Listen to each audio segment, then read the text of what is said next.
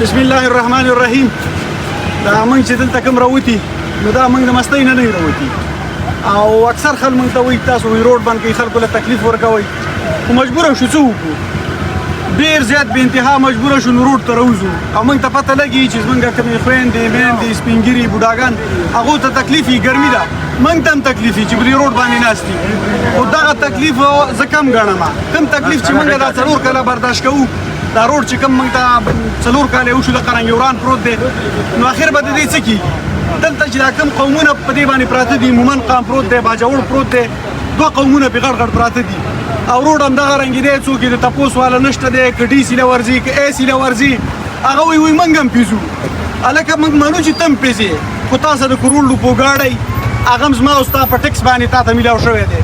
زما او ستا په ټکس باندې په هغې کې ته پټرول اچې بیا په هغې کې ته اے سي ته ناست دی زه تا په پلین کوچ کې کېنوم پلین کوچ کې د سهار او ماښام په دې روډ باندې بوځم چې تا نه د بوسو سکی جوړېږي که نه جوړېږي خو موږ هم وایي په دې روډ باندې ځو لنډه خبره د دوی دی که ایمنې که امپیګان دي هر څومره پورې زموږ واکداران دي هغه هم په دې باندې مکمل خاموشه دي نو اخر موږ به کوو څه نو موږ مجبور شو چې دې روډ ته راوځو موږ مجبور شو چې احتجاج وکړو موږ مجبور شو چې درنه ورکړو دا اوس هم چې کوم راوتي دا د دغې کړۍ ده دا د دغې حصه ده نور مشران هم دي دا به سره خبره وکړي خو فقط موږ چاله تکلیف مقصد نه دی چې موږ چاله تکلیف کوو خو موږ وایو چې دا روډ کولاو شي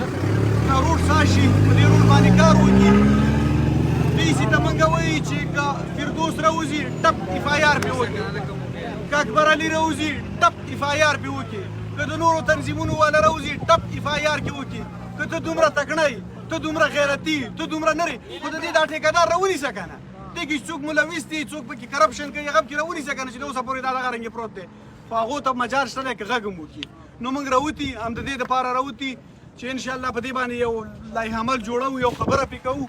او چې څو پورې موږ سره په دې باره کې خبره نه شي موږ به دلته ناست دي خبره ورسره کوو دا نه چې ګینې موږ خلکو له هم تکلیف ورکوو ځان له ورکوو خبره ورسره کوو چې راشي